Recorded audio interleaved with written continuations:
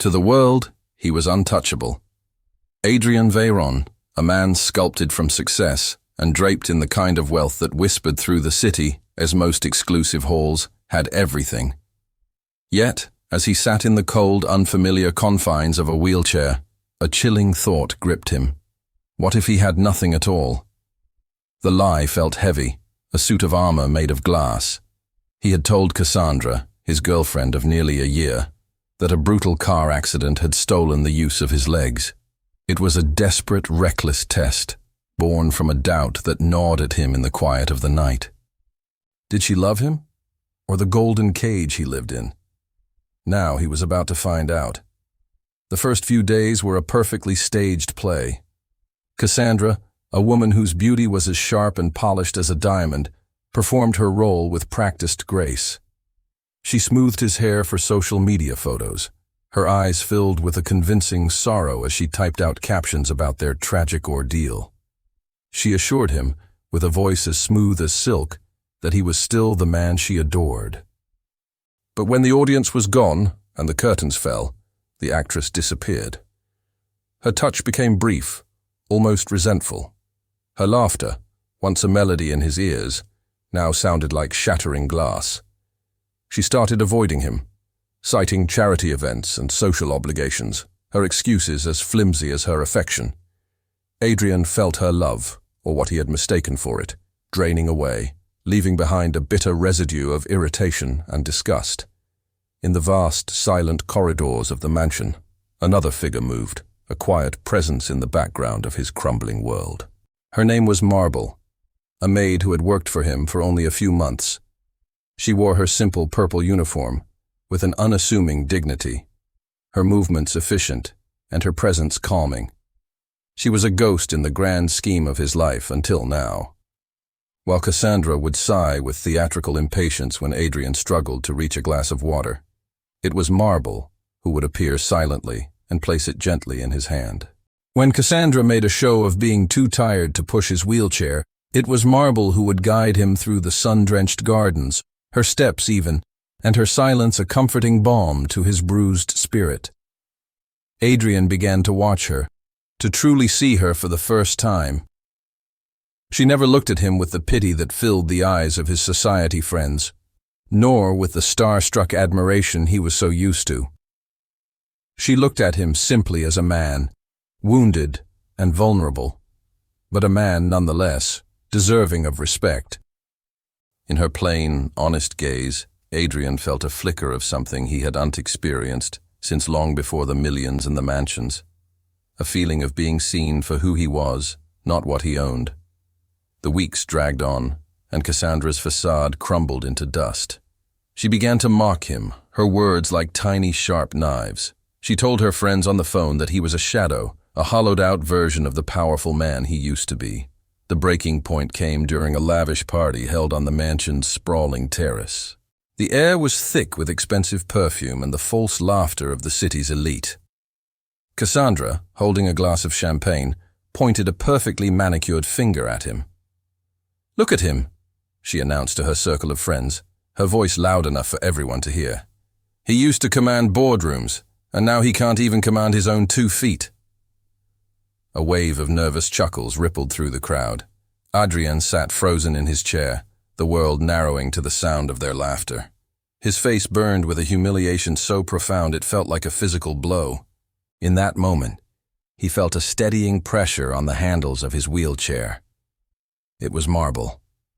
She stood behind him, her expression a calm mask, but her grip was a silent anchor in his storm of shame.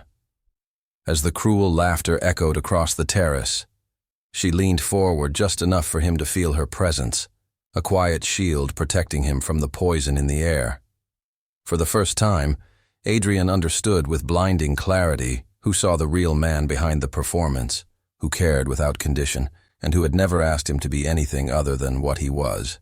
That night, long after the last guest had departed, leaving behind a trail of empty glasses and emptier promises, Adrian sat alone in his room. The house was silent, but his mind was roaring. He reached up, unfastened the neck brace he had worn as part of the charade, and set it on the nightstand. He looked at his reflection in the dark window. He had his answer about Cassandra, a bitter pill he had forced himself to swallow. But now, a much larger, more terrifying question remained. What was he going to do about Marble? The next morning, Cassandra swept into the room, her designer heels clicking an arrogant rhythm on the marble floor. She tossed her handbag onto a chair and announced she was leaving to meet friends for brunch, barely sparing him a glance. Adrian watched her, his heart heavy, but his mind clear. "Cassandra," he said, his voice steady. He pushed himself up from the wheelchair. He stood tall, his body strong and whole. Cassandra froze, her perfectly painted mouth falling open.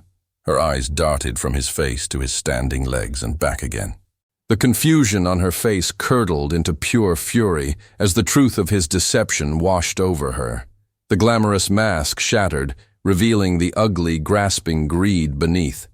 She didn't ask for an explanation. She didn't scream. She simply grabbed her bag, her face a storm of rage, and spat a string of curses as she stormed out of his life forever, the sound of her clicking heels finally fading into silence. Her shallow love was exposed for what it always was, a transaction. Marble, who had entered to clear the breakfast tray, saw the whole exchange. She let out a soft gasp as Adrian stood, her hands flying to her apron. She simply stared, her eyes wide, at the man who had pretended to be broken. Adrian braced himself for her reaction. He expected anger, a sense of betrayal, maybe even disgust at his cruel game.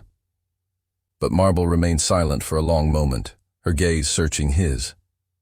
When she finally spoke, her voice was not filled with accusation, but with a soft, knowing kindness. "I knew," she said quietly. "I wasn't sure how, but I knew something wasn't right."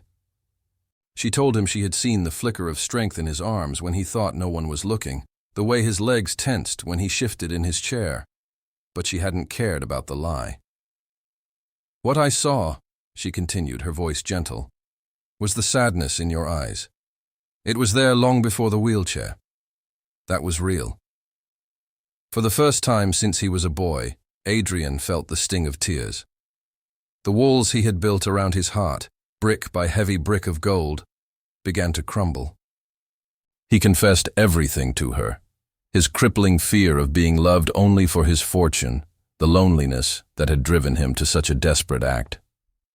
Marble listened, her presence a quiet affirmation that he was more than his wealth, more than his lie.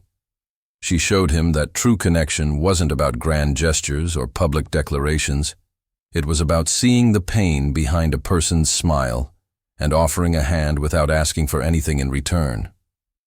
In the weeks that followed, the mansion changed, the endless parties stopped. The hollow laughter was replaced by the sound of birds singing in the garden and the gentle echo of footsteps that moved with purpose instead of vanity. Adrian found his days filled not with the chatter of socialites, but with the quiet company of Marble.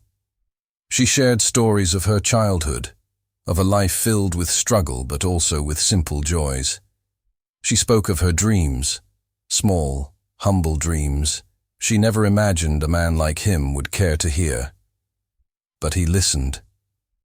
He truly listened. And he cared. Their bond grew in the spaces between words, in small, unspoken gestures. It was in the way she knew exactly how he liked his morning coffee, and the way he began helping her carry heavy things, an act so foreign to his former life. It was in the long, quiet walks they took through the rose gardens at dusk, the setting sun painting the sky in hues of orange and purple.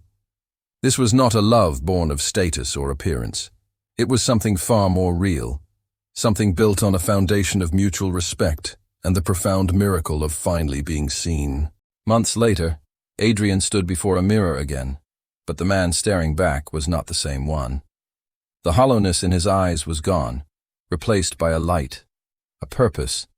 He turned away from the reflection, and Marble was there, her smile soft and genuine. They didn't need a lavish party or the approval of the world. They had found something far more precious, a love that no amount of money could ever buy, and no lie could ever break.